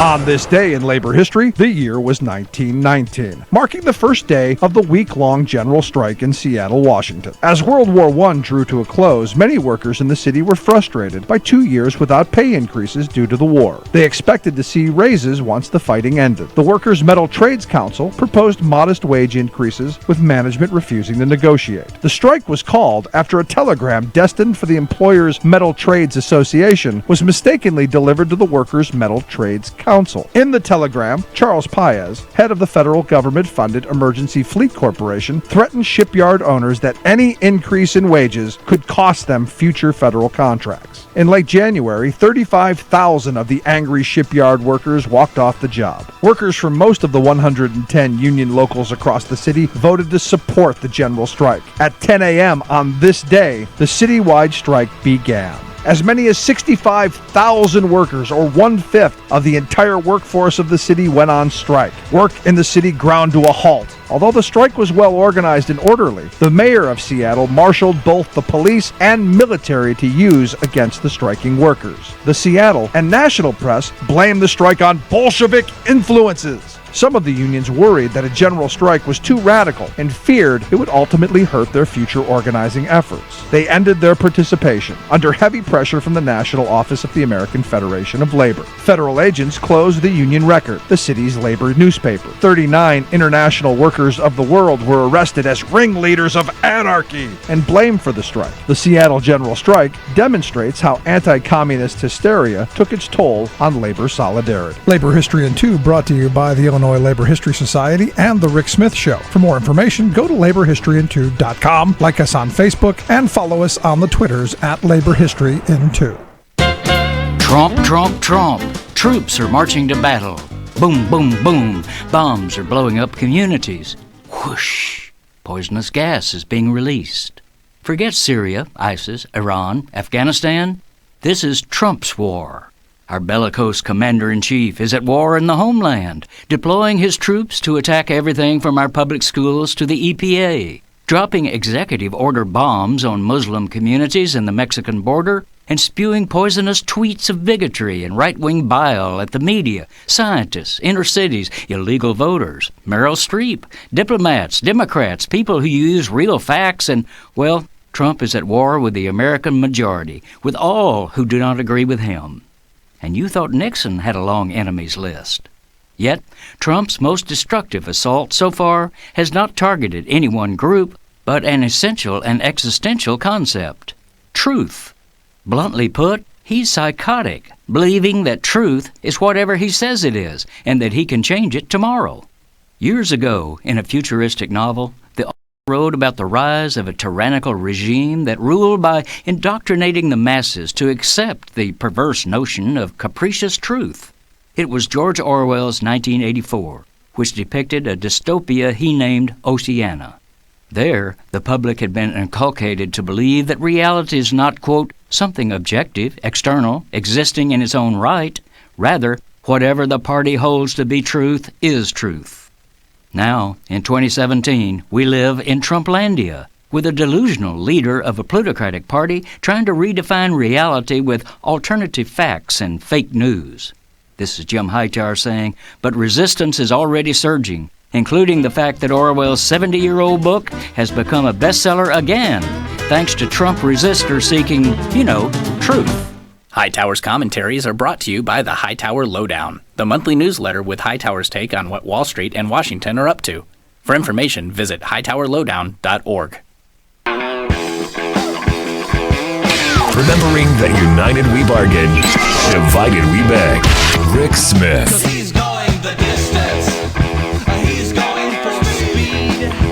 She's all alone in a time of need. Welcome back to the Rick Smith Show.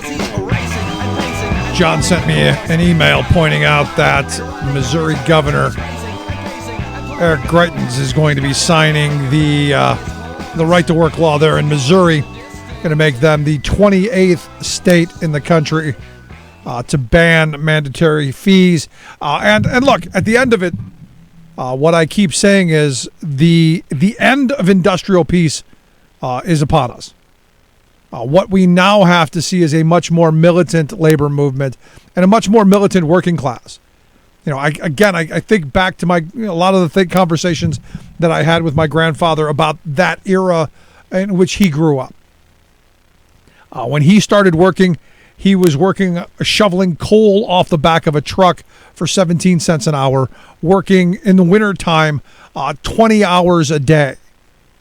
And you go, wow, how did that happen? There were no laws. You were on your own, buddy. And if you didn't work as long as the boss told you, they just got somebody else. And there were plenty of people who were hungry enough and desperate enough to take that 17 cents or 15 cents an hour and work 24 hours a day until they dropped and keeled over. That's what life was like in this country. You know, and I often think about the story that I tell about, you know, kids in the mines. You know, one of the stories that you know I like to share is, you know, imagine, you know, being 8-10 years old, and your job is to open and close the fire damp door, so that you know, if there's a fire, only on one side of it you're going to burn. And, you know, being there 10, 12, 14 hours. And, you know, sitting there waiting and waiting and waiting. And being in a very cramped, cold, dark space. And then, surprise, the door flies open because a car you didn't hear or see came and whacked it open and crushed you against the wall. And the foreman, whose job it was to pick up your broken, bloody body and lifeless, bloody body and throw it up on the coal cart and have the mule take it to the surface, to which they threw your smashed bones on the back of a flatbed and to the house you went. And they would take your body and throw it against the door, so that as the bones knocked on the door, Mom knew somebody was home. And that was basically your eviction notice. Or that, or Mom could sleep with the foreman and work things off in a different arrangement. This is the world that we came from. And what's angering and frustrating to me is, one, we've forgotten that history. But two, we're going to have to fight all of those fights over again. You see it lining up right in front of us. So I look at Missouri, who's all, you know, a Twitter over. We're gonna give our workers the freedom to not have to pay dues. We're gonna give them the freedom to not have to join a union. Well, guess what? You already had the freedom to not join a union. All you're doing is trying to starve the one organization and the one institution that is going to help raise wages, hours, and conditions. And that's the goal. Understand, it is what it is. It's the reason that it was the first thing that they tried in Kentucky. It is the reason that this is the heavy push. It's the reason they're pursuing it on the national level. Because and understand, they're never going to get it in places like New York or California without passing a national law. And even the people where I live in Pennsylvania don't want it. But the politicos do. And I would argue the people of Missouri don't even want it. But the politicos do. This isn't about giving anyone any rights, because I think, as Martin Luther King said, there are no rights and there's no work. I'm of the mindset, I do believe everyone should have the right to work. I absolutely believe that. You should have the right to a job. You should have the right to a decent wage. You should have the right to health care. You should have the right to security in old age. You should have the right to some say on that job. You should have the right to having some say in the conditions under which you labor. And you should have the right to share in the labor, in the fruits of your labor. That's not what this is. And again, you go back to the original intent of right to work from a labor perspective was all that. I should have the right to be able to have a job with health care and with a reasonable wage to support my family, and conditions that I don't get killed on the job and have my body thrown against the door. I should have the right to that. That's not, again, what this is. And it's another sad day. And as I understand, New Hampshire is probably going to be next. And the question is when do we wake up and realize, as a working class, that this will continue, not just for union members, because understand the union members, their wages are going to go down as well, but for everyone. Everyone's wages are going to be affected by this. And what we were told, the lie that we're told is, now understand, where there's 7 of the 8 states, around Missouri are now right to work states.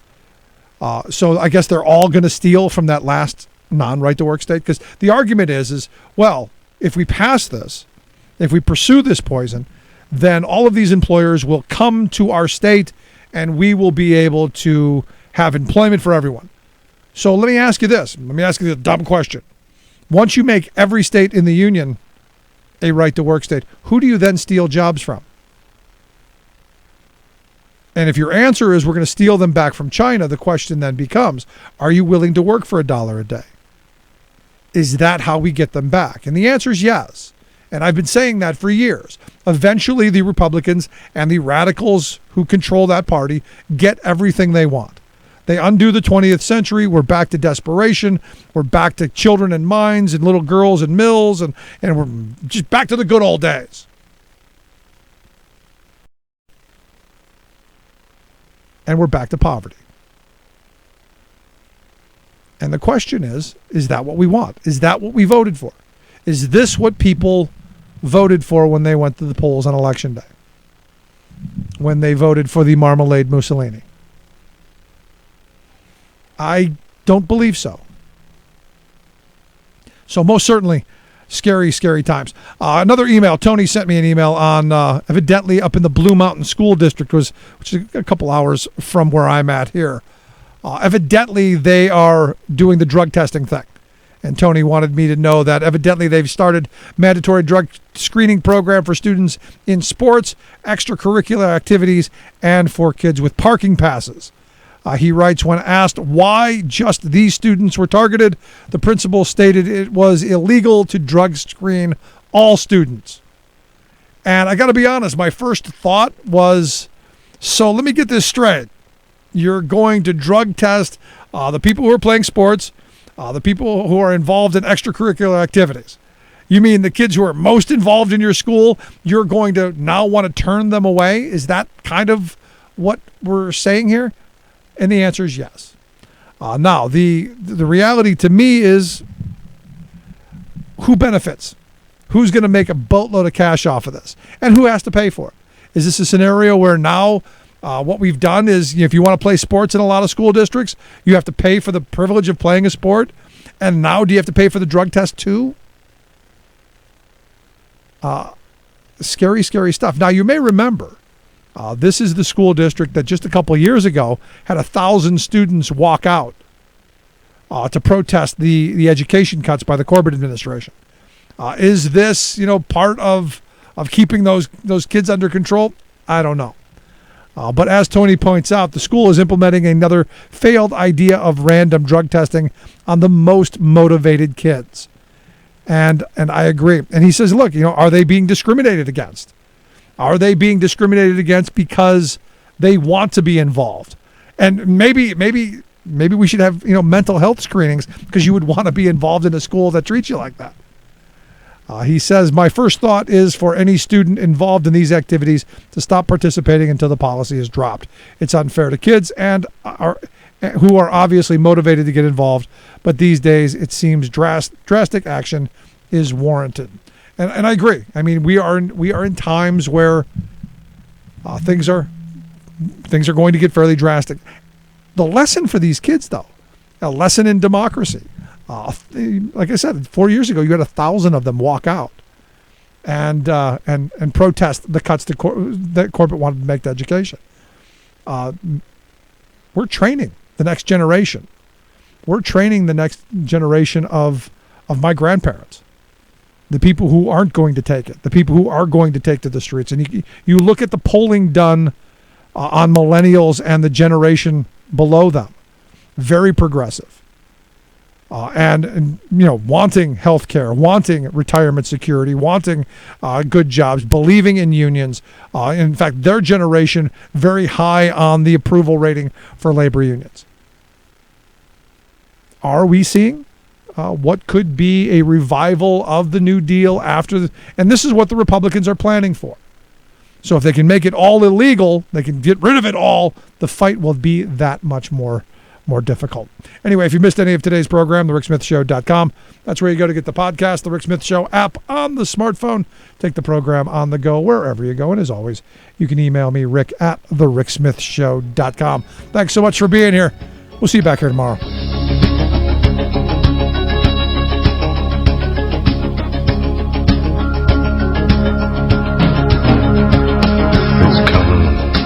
You've been listening to The Rick Smith Show. Together, we can make America better. Email rick@thericksmithshow.com or interact with us anytime at thericksmithshow.com. Until next time, this has been The Rick Smith Show, where working people come to talk. Its color like the tidal flood beneath the lunar sway, imperial, mysterious, in amorous array. Democracy is coming.